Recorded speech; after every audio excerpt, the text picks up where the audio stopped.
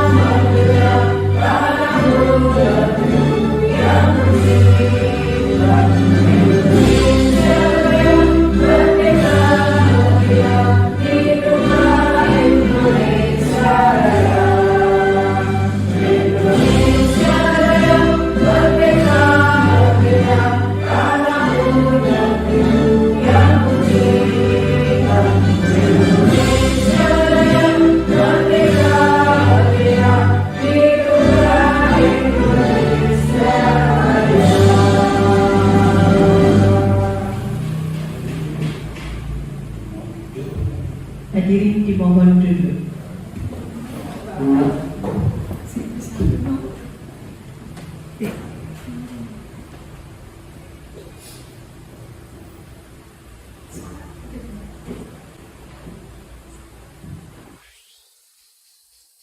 Dilanjutkan acara yang kedua, sambutan dari Ibu Kepala Sekolah Ibu Hadiah Sarjana Pendidikan. Waktu dan tempat dipersilakan. Bismillahirrahmanirrahim. Assalamualaikum warahmatullahi wabarakatuh. Waalaikumsalam.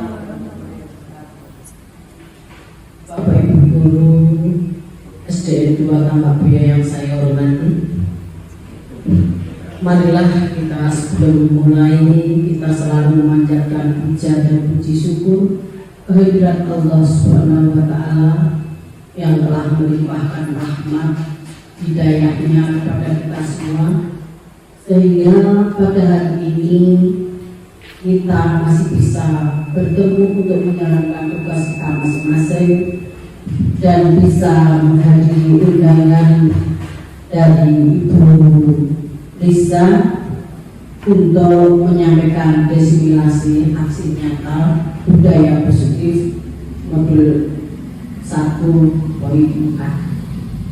Untuk itu pantas kita bersyukur kepada Allah dan marilah kita semuanya mengucapkan rasa syukur kita dengan membaca hamdalah bersama-sama. Alhamdulillahirabbil alamin. Semoga dalam acara ini, acara diseminasi ini nanti tidak ada halangan apapun, dan semoga nanti bisa berjalan lancar dan selalu sukses. Amin ya rabbal alamin. Bapak Ibu yang saya hormati, saya mengucapkan terima kasih kepada Bapak Ibu dan mengucapkan selamat datang untuk Bapak Ibu yang telah menghadiri undangan dalam rangka pemaparan diseminasi aksi nyata budaya positif modul 1.4 yang akan nanti disampaikan oleh Ibu Risa Audinitami Putri SPD sebagai TGP Angkatan 10 Kabupaten Klaten. Untuk itu, marilah Bapak Ibu semuanya untuk melaksanakan pemaparan aksi nyata. Mari kita dengarkan bersama-sama, dan jika nanti ada pemaparan pemateri yang belum kita pahami, nanti saya minta Bapak Ibu untuk bertanya pada narasumber, dan nanti saya minta untuk narasumber memberikan tanggapan atas pemaparan yang disampaikan. Saya kira tidak banyak dan tidak pantas saya panjang lebarkan untuk sambutan ini karena mengingat waktu. Demikianlah sambutan saya sampaikan, dan apabila masih ada kekurangan, ada salah kata yang saya sampaikan, saya mohon maaf yang sebesar-besarnya dan saya ucapkan banyak terima kasih. Akhir kata, wassalamualaikum warahmatullahi wabarakatuh.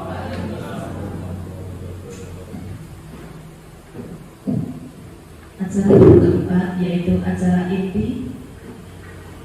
Acara inti akan disampaikan oleh Ibu Risa dengan tema pemaparan aksi nyata diseminasi budaya positif modul 1.4. Ibu Risa kami persilakan.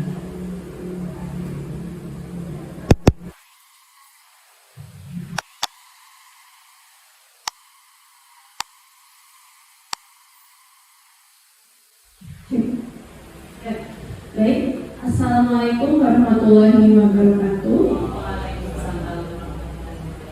Terima kasih atas waktu yang diberikan. Terima kasih juga kepada Ibu Kepala SPD Tambak Buya, Ibu Hadiah SPD MPD, dan Bapak Ibu Guru SPD Tambak Buya yang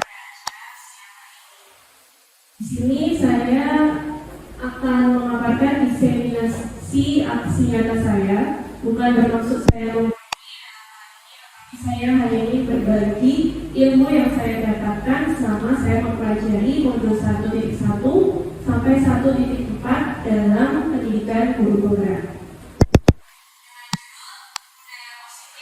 Modul 1.4. Ya, yang pertama ada pertanyaan tematik. Di sini kita resapi dalam hati kita masing-masing. Apakah Ibu setuju dengan pernyataan ini? Yang pertama, hukuman dapat mendisiplinkan anak. Nah, kira-kira setuju atau tidak untuk Bapak Ibu? Disimpan dalam hati dulu. Yang kedua, pemberian hukuman dengan hal positif seperti membaca atau membersihkan halaman sekolah dapat mendisiplinkan anak. Nah, untuk hukuman seperti itu apakah setuju? Lalu yang ketiga, memberikan penghargaan dapat meningkatkan motivasi. Setuju atau tidak? Setuju. Ya, nanti kita akan jawab untuk pemaparan materi berikutnya. Lanjut. Yang pertama, apa itu budaya positif? Budaya positif yaitu nilai kebiasaan di sekolah yang berpihak pada peserta didik agar mereka dapat berkembang menjadi pribadi yang bertanggung jawab. Next. Konsep budaya positif itu banyak sekali jenisnya, ada 7. Yang pertama yaitu perubahan paradigma belajar. Lalu ada disiplin positif. Yang ketiga, motivasi perilaku manusia. Yang keempat, kebutuhan dasar manusia. Yang kelima, posisi kontrol restitusi. Yang keenam, keyakinan kelas. Dan yang ketujuh adalah segitiga restitusi. Jadi pada hari ini kita akan membahas 7 materi itu. Paradigma belajar. Paradigma baru merupakan pembelajaran yang berorientasi pada penguatan kompetensi dan pengembangan karakter yang sesuai dengan profil pelajar Pancasila. Nah, sebagian kelas di SD Negeri 2 Tambakboyo sudah menerapkan kurikulum Merdeka. Ya. Kemudian dalam kurikulum Merdeka itu ada profil pelajar Pancasila. Nah, misalnya di sini ada beriman dan bertakwa kepada Tuhan Yang Maha Esa dan berakhlak mulia. Lalu ada juga berkebinekaan global, ada bergotong royong, kreatif, itu adalah profil pelajar Pancasila. Next. Selanjutnya yaitu maka guru harus bisa menuntun peserta didik dengan memberikan pembelajaran yang sesuai dengan kodrat alam dan kodrat zaman. Dalam hal ini kodrat zaman itu maksudnya kita tidak memungkiri kalau sekarang sudah banyak perkembangan teknologi. Jadi sebagai guru tidak bisa kita hanya diam saja dengan perkembangan yang ada. Maka dari itu kita harus mengembangkan kemampuan kita dalam mengikuti perkembangan zaman, supaya dalam kita mendidik anak-anak kita tidak ketinggalan seperti itu. Pembelajaran hendaknya berpihak pada peserta didik atau student center, di mana kita sebagai guru tidak boleh menguasai pembelajaran untuk saat ini ya. Jadi menyerahkan kepada peserta didik untuk terlibat dalam pembelajaran itu sehingga menjadi aktif. Kemudian untuk membangun budaya yang positif, maka sekolah perlu menyediakan lingkungan yang positif, aman dan nyaman agar peserta didik mampu berpikir, bertindak, dan mencipta dengan merdeka, mandiri, dan tanggung jawab. Apa itu disiplin positif?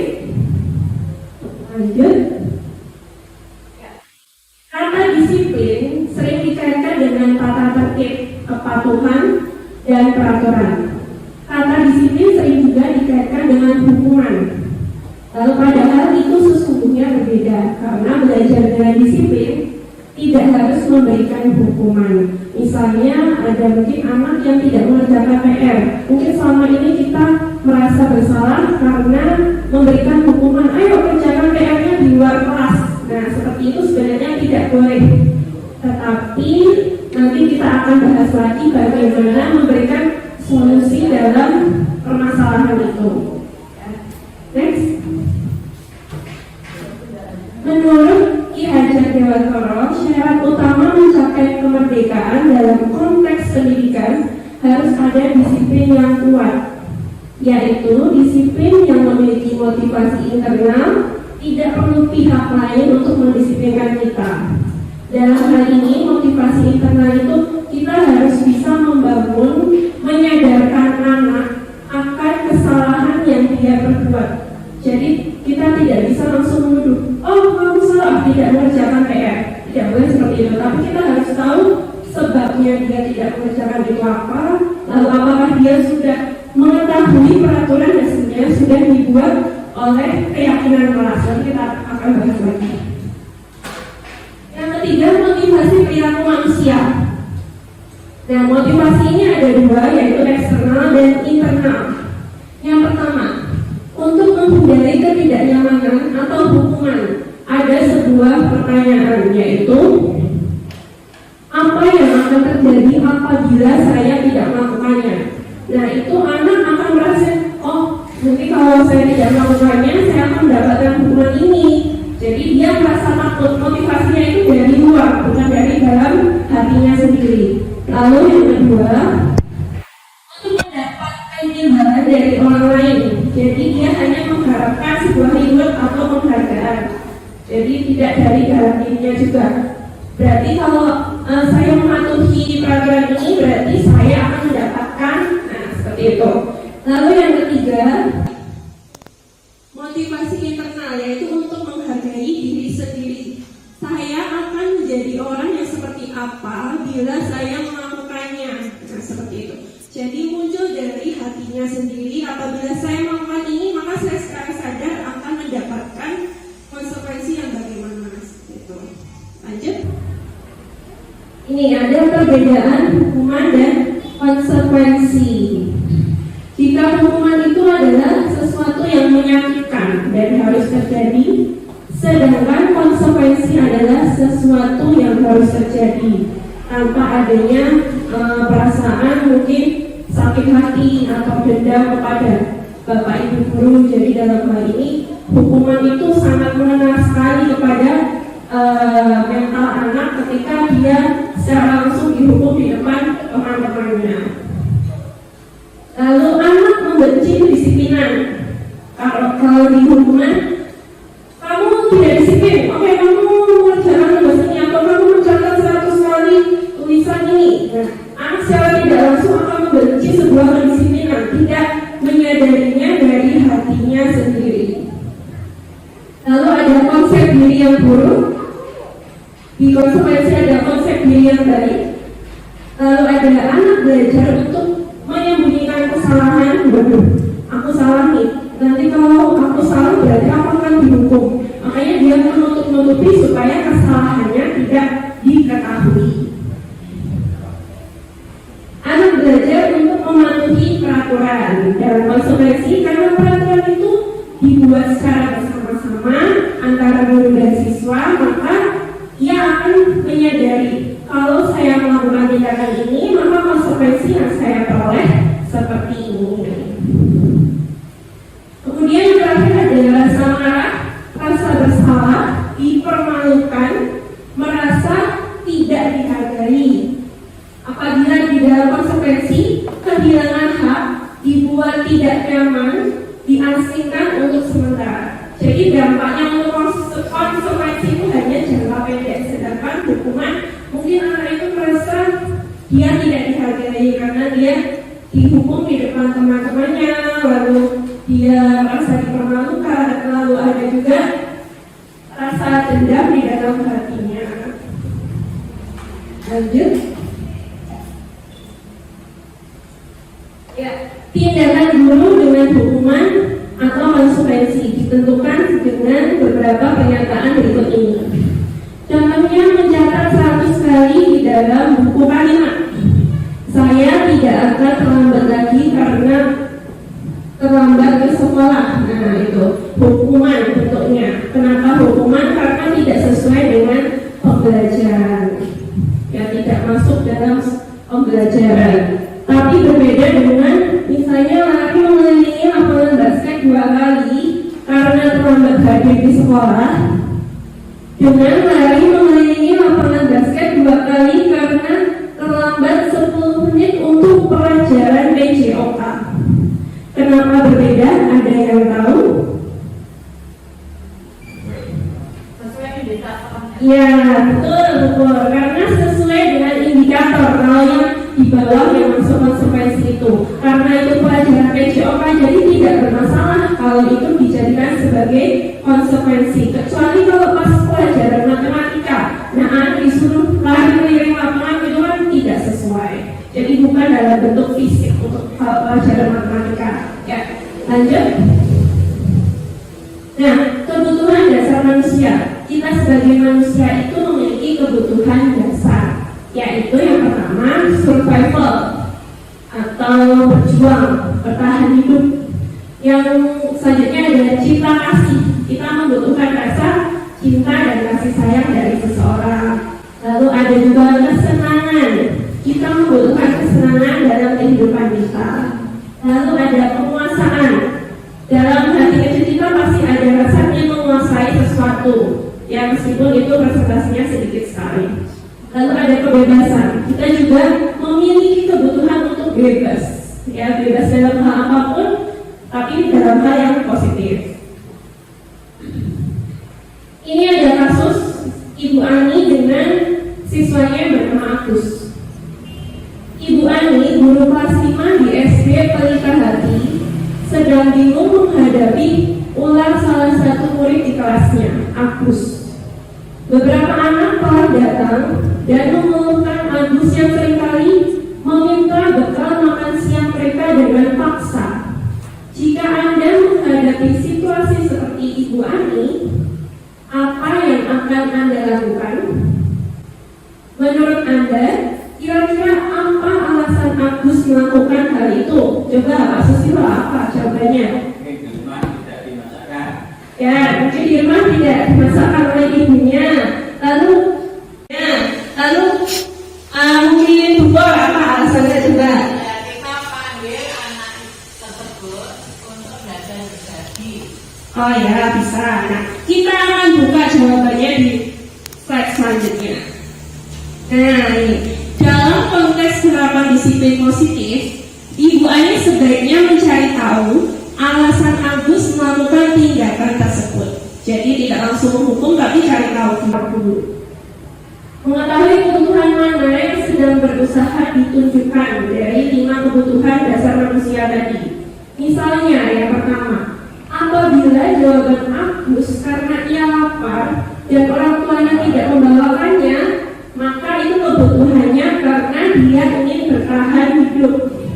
Karena lapar dia harus makan, jadi dia ingin bertahan hidup supaya tidak kelaparan. Makanya masuk ke bertahan hidup. Kemudian yang kedua, apabila jawaban Agus karena ia senang temannya jadi memperhatikan dia, kebutuhannya adalah cinta dan kasih sayang. Dia jadi mencari perhatian supaya merasa diperhatikan atau merasa diberi kasih sayang oleh temannya.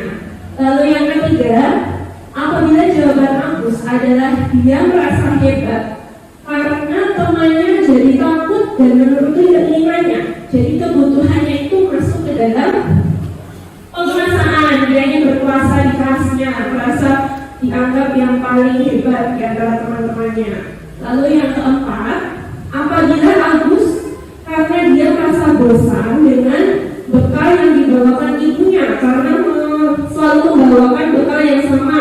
Misalnya setiap hari dibawakan bekal ya nasi kudangan, terus dia kan bosan, temannya bawa bawa ayam kenaki, dia bawanya itu saja. Makanya dia butuh kebebasan, bebas ingin makan apa saja. Nah, selanjutnya terakhir, apabila Agus adalah karena itu saja dan dia menikmati ekspresi temannya yang salah, diambil makanannya, kebutuhannya adalah kesenangan. Dia hanya ikut senang-senang menggoda, mengganggu temannya dengan mengambil bekal yang dia yang temannya bawa. Lanjut. Nah, materi yang kelima yaitu posisi kontrol restitusi. Restitusi adalah proses menciptakan kondisi bagi peserta didik untuk memperbaiki kesalahan mereka sehingga mereka bisa kembali pada kelompok mereka dengan karakter yang lebih kuat. Menurut dosen tahun 2004. Ada 5 posisi kontrol dalam restitusi ini, yaitu sebagai penghukum, pembuat rasa bersalah, sebagai teman, sebagai pemantau dan juga sebagai manajer. Lanjut. Ya, untuk kasus yang pertama tentang penghukum. Seorang penghukum bisa menggunakan hukuman fisik maupun verbal. Orang-orang yang menjalankan posisi penghukum senantiasa mengatakan bahwa sekolah memerlukan sistem atau alat yang lebih menekan murid-murid lebih dalam lagi. Guru-guru yang menerapkan posisi penghukum biasanya berkata, "Patuhi aturan saya atau awas kamu." Lalu kamu selalu saja salah, nggak pernah benar. Nah, selalu pasti jadi yang terakhir. Nah, itu berarti kita posisinya sebagai penghukum. Guru seperti ini senantiasa percaya hanya ada satu cara agar pembelajaran bisa berhasil. Ya, ini ada kasusnya. Nada dengan suara tinggi, bahasa tubuh, matanya biasanya melotot, dan jarinya menunjuk-nunjuk menghati. Itu hanya garis besarnya saja. Terlambat lagi, pasti terlambat lagi. Selalu datang terlambat. Kapan bisa datang tepat waktu? Tanyakan kepada diri Anda, bagaimana perasaan murid bila guru berbicara seperti itu pada saat muridnya datang terlambat? Kira-kira bagaimana Bapak Ibu?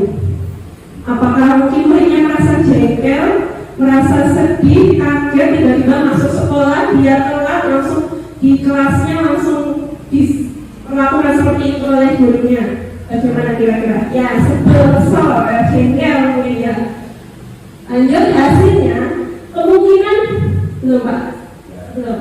Ya, hasilnya kemungkinan murid akan marah dan mendendam atau bersifat agresif.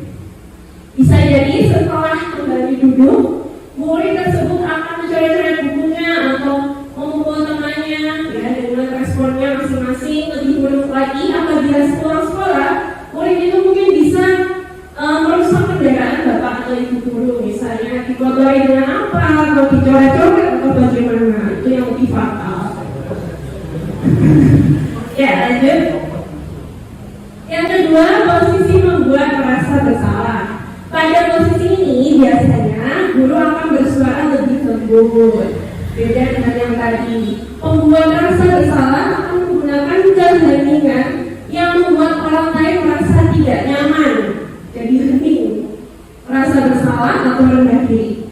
Kata-kata yang biasanya dikeluarkan yaitu, "Ibu sangat kecewa sekali dengan kamu. Berapa kali Bapak harus memberitahu kamu ya? Gimana coba kalau orang tua kamu tahu kamu berbuat begini?" Nah, ini maksudnya merasa bersalah. Karena di posisi ini murid memiliki penilaian diri yang buruk tentang diri mereka. Jadi murid merasa tidak berharga dan telah mengecewakan orang-orang di sekitarnya. Biasanya nadanya suaranya itu memelas, sedih, bahasa tubuhnya merapat kepada anak dan lesu. "Adik, kamu ini bagaimana ya? Kamu sudah berjanji dengan ibu tidak akan terlambat lagi. Kamu kenapa ya senang sekali mengecewakan ibu? Ibu benar-benar kecewa sekali." Nah, bagaimana perasaan murid ketika diterus seperti ini? Hasilnya murid akan merasa bersalah karena gurunya mungkin tadi lebih lemah lembut, lebih memelas ya merasa bersalah telah mengecewakan ibu atau bapak gurunya. Murid juga akan merasa menjadi orang yang gagal dan tidak sanggup membahagiakan orang lain. Kadang-kadang sikap kita seperti ini lebih berbahaya dan sikap penghukum karena emosi yang tertanam di dalam murid itu akan menahan perasaan. Jadi dia menahan emosinya, tidak bisa dikeluarkan. Lanjut. Lalu posisi selanjutnya adalah sebagai teman. Guru pada posisi ini tidak akan menyakiti muridnya, namun akan tetap berupaya mengontrol murid melalui persuasi atau ajakan. Posisi teman pada guru ini bisa negatif ataupun positif. Positif di sini merupakan hubungan yang baik yang terjalin antara guru dan murid. Guru pada posisi teman menggunakan hubungan baik dan menyenggol. Biasanya mungkin bapak-bapak yang menggunakan posisi yang ini teman, ya. Ayo bantulah bapak ya, sambil ketawa mungkin sambil senyum. Lalu ayo ini tidak bantuan bapak selama ini apa? Lalu ada juga ya sudah kali ini tidak apa-apa, nanti ibu bantu bereskan. Hal negatif dalam posisi teman ini adalah bila suatu saat guru tersebut tidak membantu, maka murid akan kecewa dan berkata, saya pikir bapak atau ibu teman saya. Murid merasa dikecewakan, tidak mau lagi berusaha. Hal lain yang mungkin timbul yaitu murid akan bertindak untuk guru tertentu dan tidak untuk guru lainnya. Jadi misalnya muridnya suka sama Paksus, ya Paksus terus yang mungkin diandalkan, tidak mencoba membawa dengan bapak ibu guru yang lainnya. Lanjut.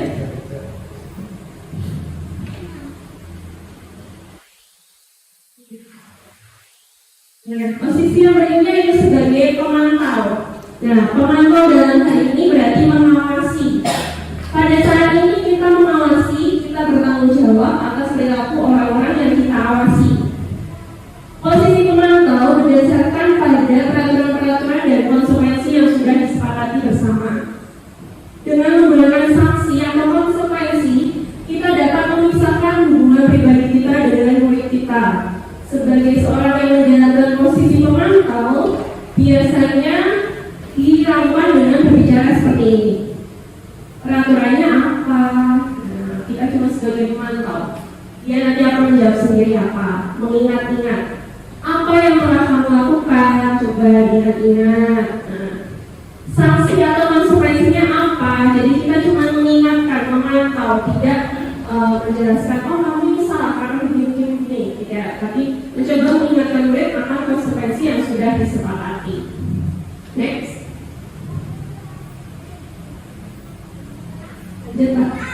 Ya, sebagai manajer, posisi yang terakhir ini sebagai manajer adalah posisi di mana guru berbuat sesuatu bersama dengan murid, mempersilahkan murid mempertanggungjawabkan perilakunya. Nah, ini lebih baik daripada yang lainnya tadi.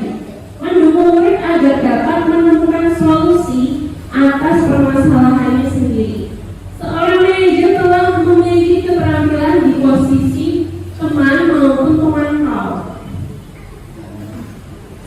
Dan dengan demikian bisa jadi di waktu-waktu tertentu kembali menjadi manusia yang biasa, merdeka, mandiri, bertanggung jawab, maka perlu mengacu kepada segitiga restitusi. Dan kata-kata yang biasa diucapkan oleh posisi manajer yaitu apa yang kita yakini. Nah, kita yakini sebelumnya menanyakan seperti itu pasti sebelumnya ada sebuah keyakinan keras. Ini juga akan kita bahas. Lalu, apa kamu meyakininya? Yakin tidak dengan perbuatanmu? Apa kamu meyakininya? Nah, jika kamu meyakininya, apakah kamu bersedia memperbaikinya? Jadi kita menawarkan kepada dia untuk memberikan solusi atas masalahnya sendiri. Dia yang salah, dia juga yang diminta untuk menemukan solusinya, seperti itu. Lalu jika kamu memperbaiki ini, hal ini menunjukkan apa tentang dirimu, dan yang terakhir apa rencana kamu untuk memperbaiki hal ini. Tugas seorang manajer bukan untuk mengatur perilaku seseorang, tapi kita bisa membimbing murid untuk dapat mengatur dirinya sendiri, mengendalikan dirinya sendiri ketika menemukan sebuah permasalahan. Bisa jadi dalam praktik penerapan disiplin sehari-hari kita akan kembali ke posisi teman atau pemantau, karena murid yang ditangani belum tentu siap diajak berdiskusi atau diundang melakukan restitusi. Jadi tidak semua permasalahan itu harus dilakukan dengan restitusi, atau bisa juga dilakukan dengan pemantau, bisa juga sebagai teman. Contohnya dalam hal ini, manajer itu biasanya nada suaranya tulus, lalu bahasa tubuhnya tidak kaku, tidak menunjuk-nunjuk seperti itu. Ada juga mendekat ke murid, jadi murid diajak lebih dekat dengan kita. Lalu misalnya di sini ada sebuah kasus antara Adi dan guru, ditanya, Adi, apa kamu mengetahui jam berapa sekolah dimulai? Maka Adi menjawab, tahu Pak, jam 7. Guru menjawab lagi, ya, jadi kamu terlambat. Kira-kira bagaimana kamu akan memperbaiki masalah ini? Nah, di sini kita sudah mengetahui bahwa si anak ini bersalah, tapi dia juga harus mampu menemukan solusi untuk kesalahannya. Adi menjawab, saya bisa menanyakan teman saya Pak untuk mengejar tugas yang tertinggal. Nah, ini salah satu bentuk solusi yang ia tawarkan kepada guru. Lalu guru menjawab, baik, itu bisa dilakukan. Apakah besok akan ada masalah lagi untuk kamu bisa hadir tepat waktu ke sekolah? Jawabannya, tidak Pak, saya bisa hadir tepat waktu. Jadi guru meyakinkan apakah besok akan mengulanginya lagi, apakah besok bisa datang tepat waktu. Itu meyakinkan si Adi ini untuk dapat menemukan solusinya itu benar-benar akan dilakukan atau tidak. Kemudian terakhir, baik, saya hargai usahamu untuk memperbaiki diri. Jadi anak dapat menemukan alternatif solusi untuk dirinya ketika menemukan sebuah masalah. Jadi kita tidak bisa menentukan kamu salah, kamu harus dihukum ini sekarang juga. Jadi sekarang sebenarnya itu tidak boleh, ya. Tapi kita mencoba belajar pelan-pelan supaya bisa menerapkan posisi sebagai manajer. Nah, ada 5 posisi tadi dalam kita sebagai guru mengatur disiplin positif, yaitu ada golongannya lagi, di mana identitas posisi itu dikatakan gagal apabila kita sebagai pembuku dan membuat merasa bersalah. Kita akan dikatakan sebagai identitas gagal karena dalam hal ini mungkin hasilnya akan negatif, perlakuannya juga negatif, jadi mungkin bisa dikatakan gagal. Lalu yang kedua ada posisi tengah-tengah, yaitu identitas berhasil atau sukses. Nah, itu bisa kita berada pada posisi teman dan pemantau. Jadi teman dan pemantau itu tidak sepenuhnya buruk, tapi kita bisa tetap melakukannya. Lalu posisi yang paling baik atau sebaiknya kita lakukan mulai sekarang yaitu sebagai posisi manajer. Itu sudah dikatakan berhasil atau sukses. Itu lanjut. Nah, ini ada tugas. Kira-kira siapa yang mengatakannya? Posisi apa? Apakah posisi teman, atau posisi penghukum, atau manajer, atau pemantau? Yang 5 posisi tadi coba.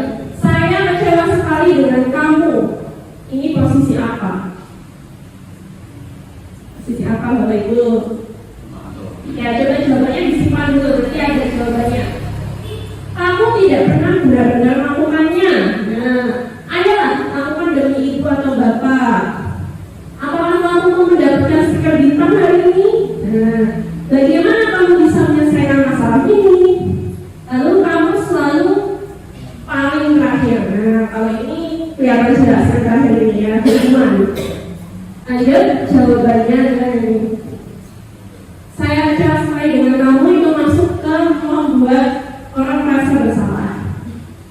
Lalu kamu tidak pernah benar melakukannya, itu masuk ke penghukum. Ayolah lakukan ini demi bapak atau ibu guru. Itu masuknya teman. Lalu apakah kamu mau mendapatkan bintang hari ini? Itu masuknya ke posisi pemantau.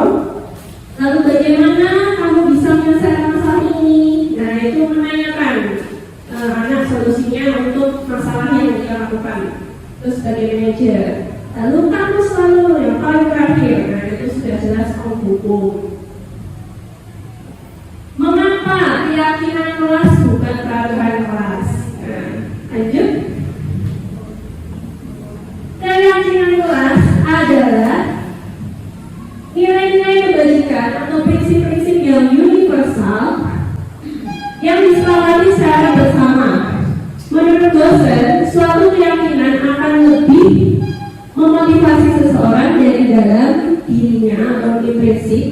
Seseorang akan lebih bersemangat untuk menjalankan keyakinannya daripada hanya sekedar mengikuti serangkaian peraturan. Jadi apabila peraturan itu dibuat sendiri dan diyakini dan dilakukan secara sadar oleh diri sendiri, maka secara tidak langsung keyakinan itu akan selalu diingat dalam hatinya, ya. tidak akan melanggar sebuah keyakinan. Nah, keyakinan kelas itu seperti apa? Coba lanjutkan, Pak. Nah, pembentukan keyakinan kelas. Jadi keyakinan kelas itu seperti peraturan kelas, tapi lebih berbeda konsepnya. Mungkin karena arti kelas, nah seperti itu. Tapi dalam hal ini lebih melebar lagi. Pembentukan keyakinan kelas yaitu bersifat abstrak daripada peraturan yang lebih rinci dan konkret. Jadi bahasanya lebih inti, lebih tidak berderet-deret. Misalnya harus datang sebelum jam 7 ke sekolah. Nah itu kan sangat detail. Tapi kalau keyakinan kelas ini biasanya peserta didik harus disiplin waktu. Disiplin waktu itu banyak. Disiplin waktu dalam kerjaan tugas, disiplin waktu dalam mengumpulkan tugas, disiplin waktu dalam datang ke sekolah. Jadi kata-katanya disimpelkan atau disingkat lagi kalau keyakinan kelas. Keyakinan kelas berupa pernyataan-pernyataan yang universal atau luas itu lagi. Lalu pernyataan keyakinan kelas senantiasa dibuat dalam bentuk positif. Positif itu maksudnya kita tidak boleh menggunakan kata tidak atau dilarang. Misalnya tidak boleh makan di dalam kelas. Nah itu tidak boleh memakai kata tidak. Jadi harusnya diubah menjadi kata-kata dengan kalimat yang lebih positif. Misalnya menjaga kebersihan kelas. Nah itu sudah nanti mencakupi tidak boleh makan di dalam kelas seperti itu. Lanjut, keyakinan kelas sebenarnya tidak terlalu banyak sehingga mudah diingat dan dipahami. Seperti yang tadi disiplin positif, berarti itu sudah disiplin waktu, mencakup datang tepat waktu dan mengerjakan tugas dengan tepat waktu. Jadi tidak usah dijelaskan datang tepat waktu, mengerjakan tugas tepat waktu, tidak usah. Jadi itu bukan satu atau dua kata, tapi sudah mewakili semuanya. Semua warga kelas sebaiknya ikut berkontribusi dalam membuat kegiatan kelas lewat curah pendapat. Kita bisa mungkin melalui curah pendapat bisa melakukan refleksi setiap seminggu sekali atau 2 minggu sekali, menanyakan kepada peserta didik kita bagaimana perasaannya selama mengikuti pembelajaran 1 minggu ini atau 2 minggu ini, atau apa yang dirasa sulit atau hambatan atau tantangan apa yang belum bisa dilalui atau dipahami. Bersedia meninjau kembali keyakinan kelas dari waktu ke waktu. Sekiranya keyakinan kelas itu tidak sesuai dengan yang dilaksanakan, maka bisa juga diubah sewaktu-waktu. Lanjut. Nah, perbedaan peraturan dengan keyakinan kelas. Kalau peraturan kelas itu biasanya selalu kembalikan buku ke tempatnya, peraturannya seperti itu. Lalu keyakinannya bisa ditulis dengan tanggung jawab. Tanggung jawab itu sudah mewakili semuanya. Meminjam pensil temannya dikembalikan, itu sudah tanggung jawab. Mengerjakan tugas sesuai yang diperintahkan, itu sudah tanggung jawab. Lalu dilarang mengganggu orang lain, bisa diisi dengan menghormati orang lain dan diri sendiri. Lalu ada juga hadir di sekolah 15 menit sebelum pembelajaran dimulai. Itu bisa menghormati orang lain dan komitmen pada tujuan. Dilarang melakukan kekerasan, itu masuk dalam nilai keselamatan atau kita harus menghormati orang lain. Dilarang menggunakan narkoba, itu masuk ke dalam nilai kesehatan, menjaga kesehatan diri sendiri dan orang lain bisa. Pergantian atau menunggu giliran, yaitu menghormati orang lain dan sikap kesabaran. Gunakan masker, lalu ada juga jangan berada di kelas atau monitor itu untuk nilai dalam hal keselamatan dan keamanan. Penerapan pembuatan keyakinan kelas di kelas 5 SDN 2 Langgaboyo. Berikut pembuatan keyakinan kelas yang sudah diterapkan di kelas 5, yaitu mengajak peserta didik untuk berpendapat dan menulis pada kertas not peraturan kelas yang perlu disepakati. Semua anak menulis ingin kelasnya bagaimana. Lalu mencatat peraturan dari pendapat peserta didik di papan tulis. Setelah menulis, anak kalau saya bisa ditempelkan di papan tulis dulu. Nanti sekiranya sama bisa kita satukan. Mengubah peraturan menjadi kalimat positif. Jadi tadi tidak boleh pakai kata tidak atau dilarang atau tidak boleh. Jadi diubah menjadi kalimat yang lebih positif.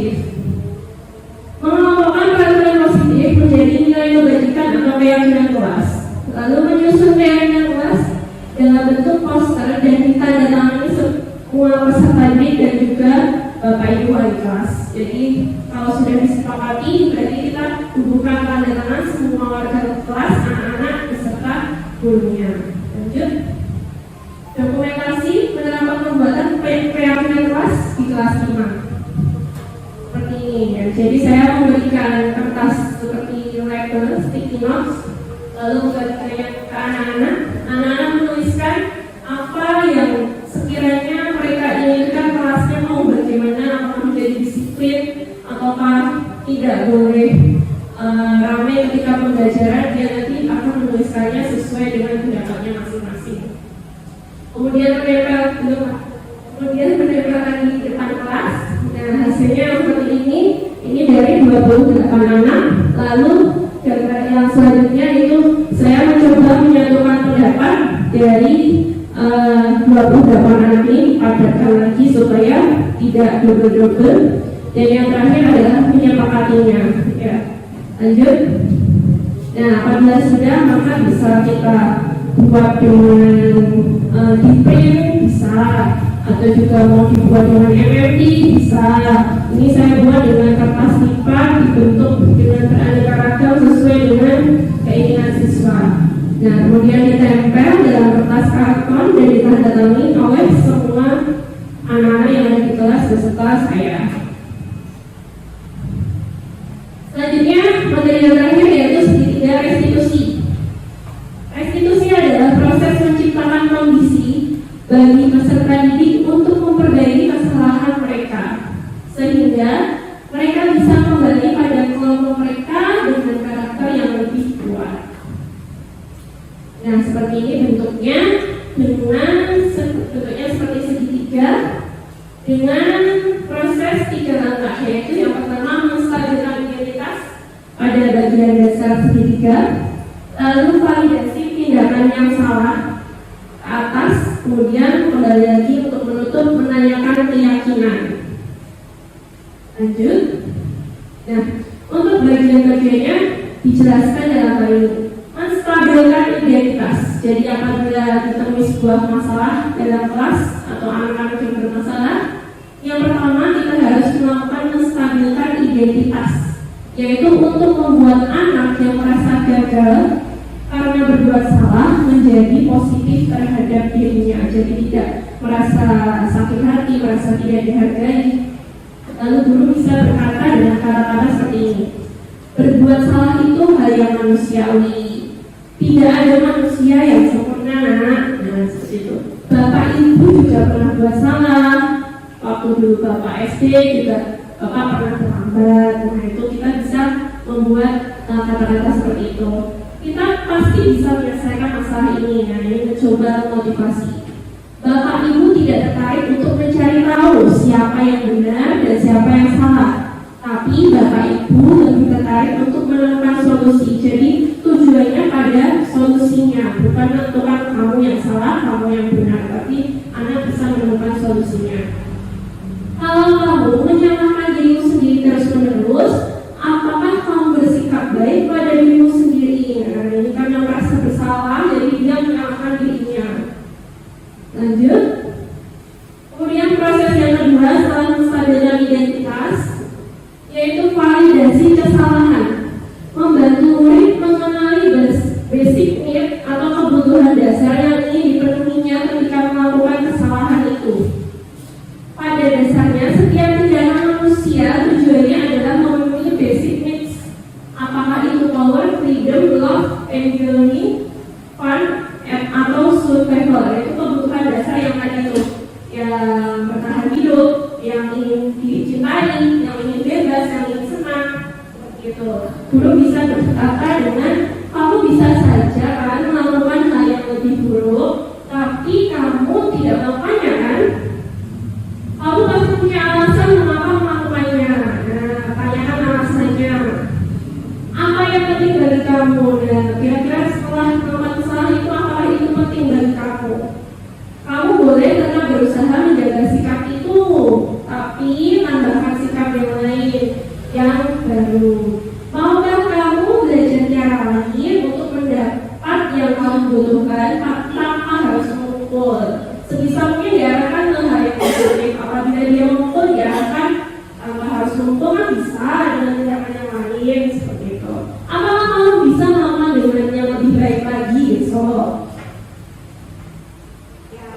Proses yang ketiga dalam segitiga restitusi, setelah tadi memvalidasi sebuah kesalahan, yaitu menanyakan keyakinan.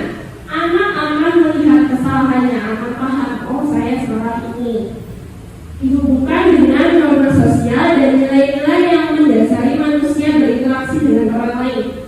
Dengan guru berkata, apa nilai yang kita percaya di sekolah kita? Misalnya tadi nilai menghormati orang lain, nilai kesehatan, keamanan, atau yang lainnya.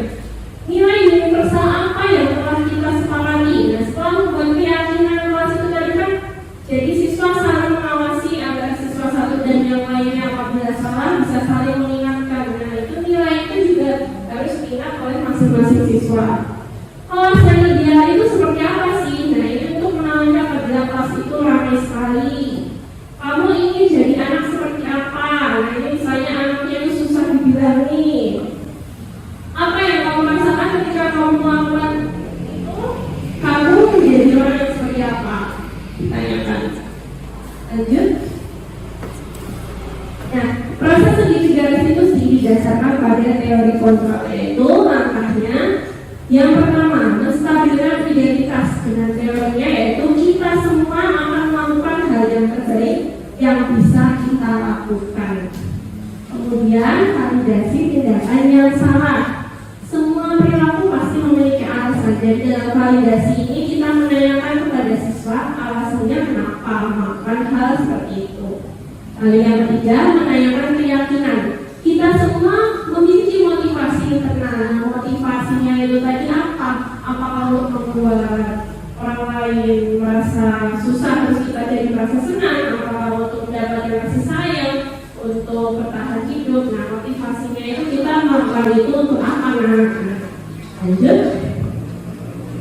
Berikut adalah contoh video penerapan dari kasus segitiga restitusi, yaitu ada siswa yang datang terlambat. Bisa diklik gambar videonya, Pak.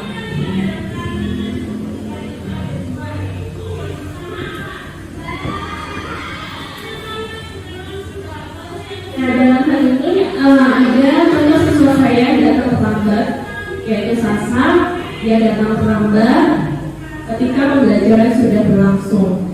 Ini saya tidak langsung menghukumnya, saya berusaha menahan dulu, tapi nanti ketika beristirahat atau pulang sekolah saya tanyakan alasan dia kenapa terlambat, lalu baru mencari solusi bersama-sama bersama Sasa.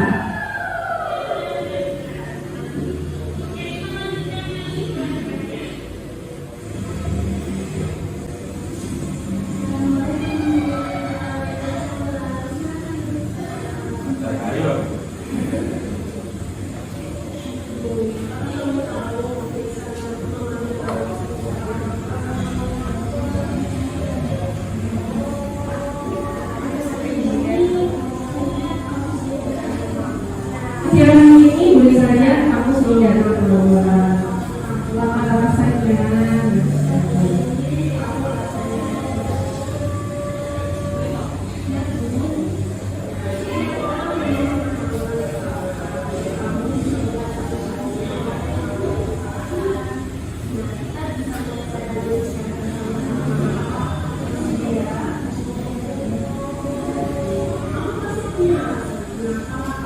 Kamu pasti punya alasan kenapa kamu bisa datang terlambat. Pertanyaan itu dalam validasi tindakan yang salah atau validasi kesalahan itu tadi. Nah, karena alasannya tidurnya malam, sebab dia mainan HP, itu jawabannya dalam video itu.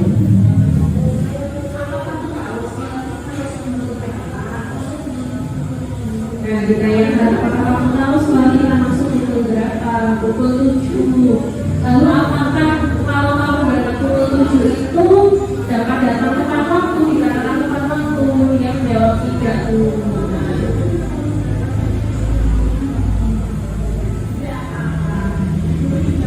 Tidak apa-apa, guru juga menyadari waktu guru SMA juga pernah terlambat. Jadi tidak mutlak satu kesalahan itu menjadi kesalahan yang sepanjang masa. Jadi bisa diperbaiki, ada solusinya. Lalu kalau dibuat tahu Nah, kita mencoba mengaitkan dengan cita-cita. Cita-cita aku kalau sudah bisa menjadi apa? Nah, dijawab mau menjadi polisi. Kira-kira mau menjadi polisi atau penegak hukum itu kan harus berkaitan dengan kedisiplinan. Nah, kalau kedisiplinan itu kira-kira yang dilakukan oleh kamu sekarang seharusnya bagaimana? Nah, itu dikaitkan dengan masalahnya dia tadi. Saya harus datang dengan alat tubuh, itu salah satu contoh disiplin. Oke, baik. Berarti harus melaksanakannya dengan tepat waktu.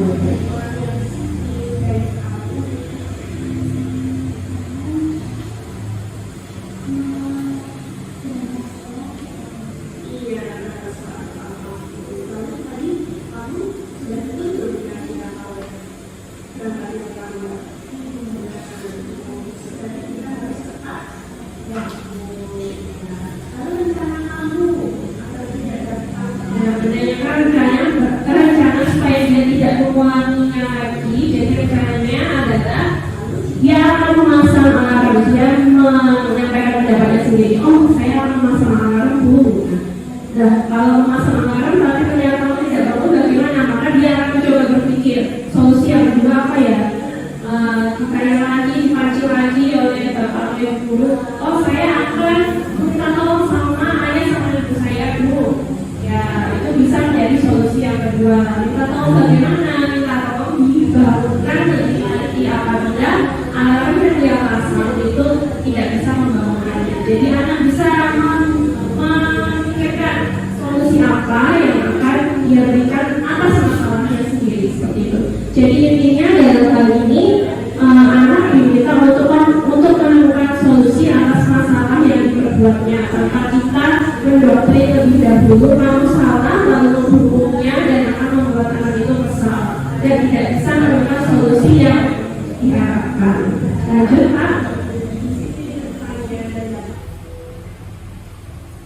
Diberi lagi.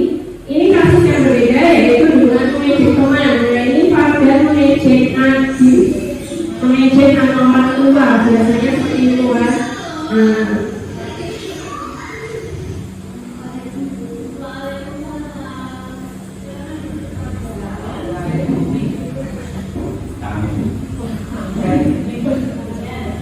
Ya sama, ditanyakan apakah kamu sadar tadi itu kamu bisa kamu itu kenapa? Belum, ya belum sadar. Lalu dijelaskan kamu tadi dipanggil karena ada laporan dari temanmu kalau kamu itu mengecek nama orang tua dari temanmu. Nah, lalu diberikan pertanyaan lagi kira-kira itu salah atau benar? Ya, kalau salah perlu dijawabnya. Apakah kita bisa menemukan solusinya? Kamu bersedia tidak mencari solusi untuk perubahan itu? Dia menjawab bersedia.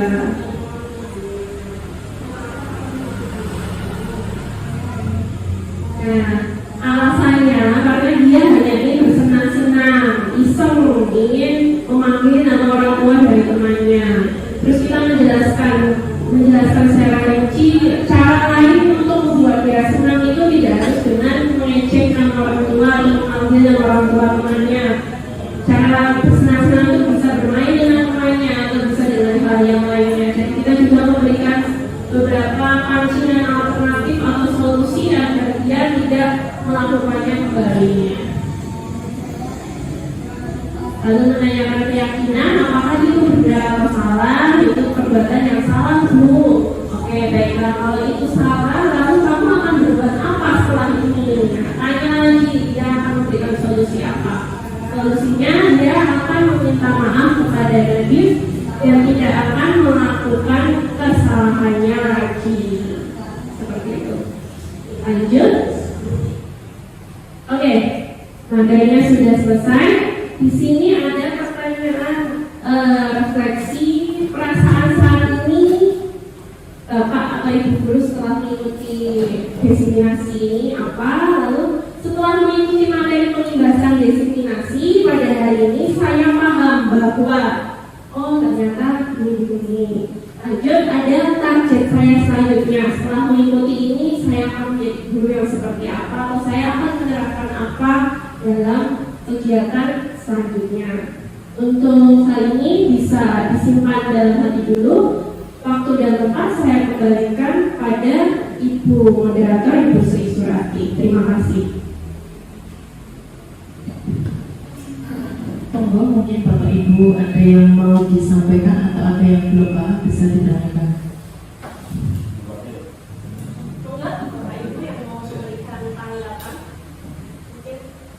Oh, monggo. Untuk Bapak Andi.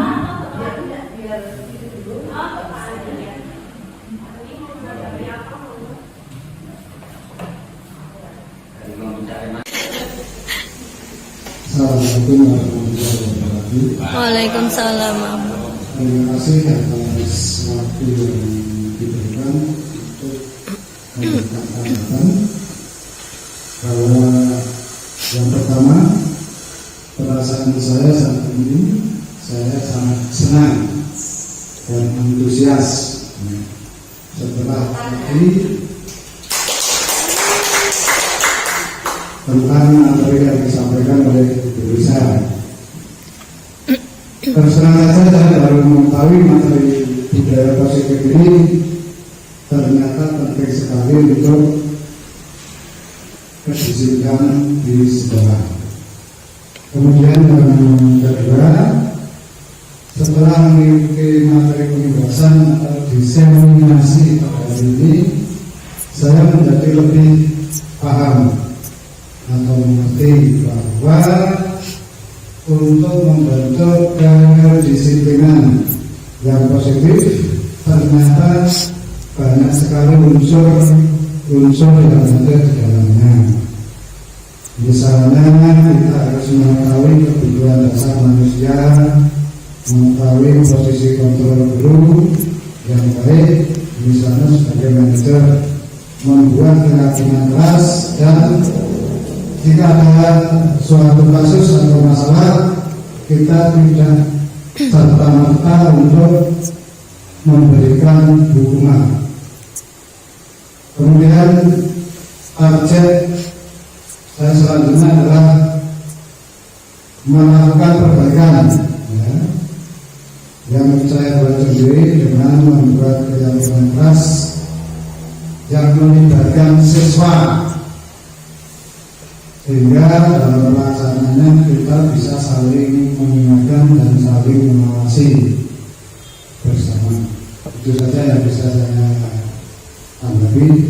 Kurang lebihnya mohon maaf. Assalamualaikum warahmatullahi wabarakatuh.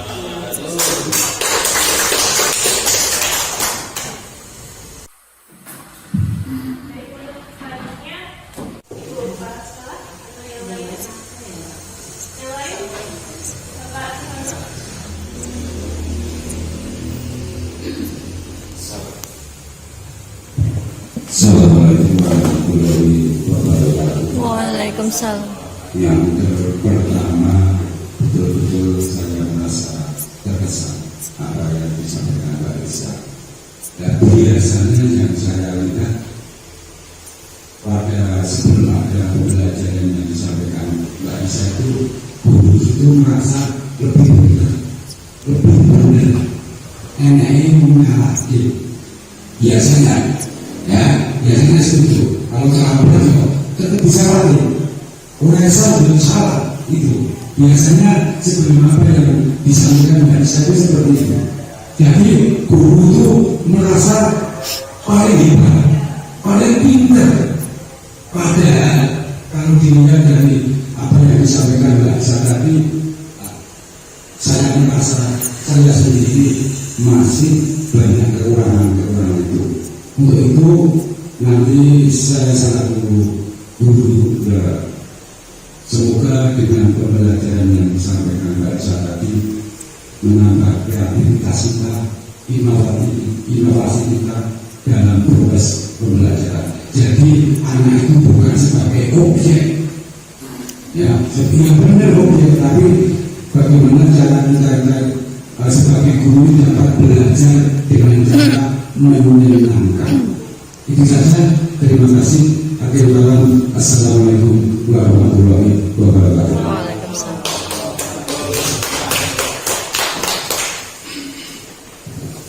Ada lagi yang lain mungkin yang ingin menanggapi? Ya, Baik, mungkin Ibu Rasul ya. Silakan.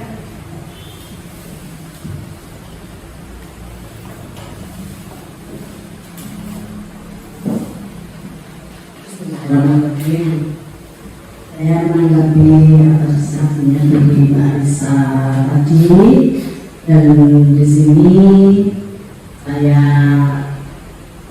menanggapi, dan nanti apabila dalam tanggapan saya mungkin kurang berkenan di hati, saya mohon maaf, cuma saya dari penguatan saja seperti itu. Mbak Arisa. Assalamualaikum warahmatullahi wabarakatuh. Saya ucapkan selamat kepada Ibu Risa ya, yang sudah menyampaikan bahasa materi yang diberi dari modul 1 dan modul 1.1 sampai 1.4 tadi, dalam bentuk definisi aksi nyata budaya positif. Modul 1.4 pada Reka Sejawat di SDN 2 Tambak Boyo ini dengan baik dan lancar.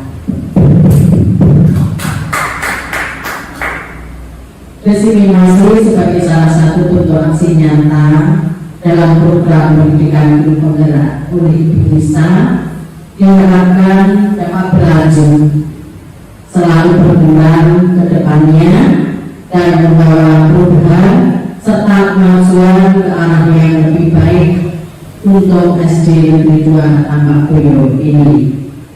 Semoga diseminasi yang disampaikan Ibu Risa akan menjadi sebuah contoh dan motivasi yang dapat ditiru dan diterapkan oleh Bapak Ibu guru lain di SD 2 Tambak Boyo ini dalam menghadapi permasalahan siswa, di mana karakter siswa sekarang sudah berbeda dengan siswa di masa kita dulu. Ya, maka dari itu penanganannya pun juga berbeda. Misalnya dengan menggunakan setrika institusi tadi, ya,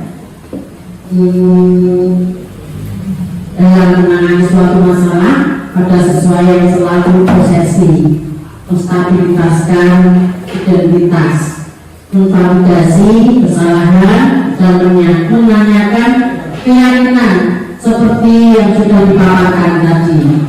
Jadi dengan hal tersebut kita tidak bisa langsung menyalahkan bahwa menghukum siswa ketika melakukan kesalahan atau menghadapi masalah pada saat itu juga.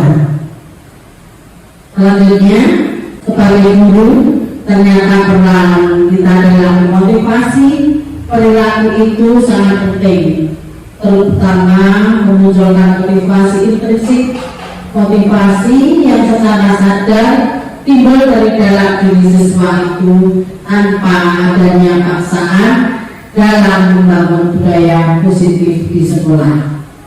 Seorang guru juga harus mampu memposisikan diri sebagai manajer untuk mencapai identitas keberhasilan kontrol diri siswa, meletakkan dirinya sebagai individu yang positif dan berkualitas. Pada akhirnya anak-anak menjadi disiplin dan hal tersebut mempengaruhi tingkat keamanan, kenyamanan, kebahagiaan, kesejahteraan dalam pembelajaran, sehingga dalam menimbulkan peningkatan motivasi siswa dalam belajar dan meningkatkan prestasi siswa.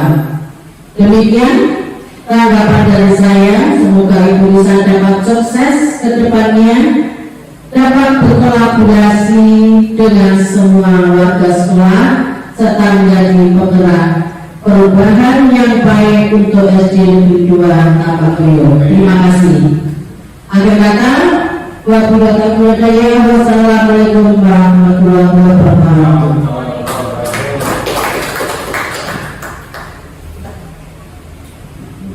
Ya, baik, terima kasih tanggapannya untuk dari Bapak Ibu guru dan Ibu kepala sekolah. Saya selaku pemateri memberikan materi diseminasi apabila melakukan banyak kesalahan dan kekurangan baik disengaja maupun tidak disengaja, dan apabila dalam saya bertutur kata banyak kesalahan, saya mohon maaf yang sebesar-besarnya. Terima kasih. Waktu dan tempat saya kembalikan kepada Ibu Moderator. Demikian tadi pemaparan aksi nyata diseminasi budaya positif modul 1.0 yang dibawakan oleh Ibu Lisa Audinitawi Putri. Semoga apa yang disampaikan oleh pemateri memberikan kita semangat dalam mengajar dan memberikan hubungan ke anak dengan budaya yang positif dan menambahkan kita semua ilmu baru, dan semoga kita bisa menerapkannya dalam kehidupan sehari-hari di sekolah. Jangan lupa tetap lakukan pembiasaan disiplin setiap hari kepada peserta didik. Dilanjutkan acara yang ke-6 yaitu penutup. Apabila saya dalam membacakan acara pada siang hari ini ada salah, saya mohon maaf yang sebesar-besarnya. Akhir kata, wassalamualaikum warahmatullahi wabarakatuh.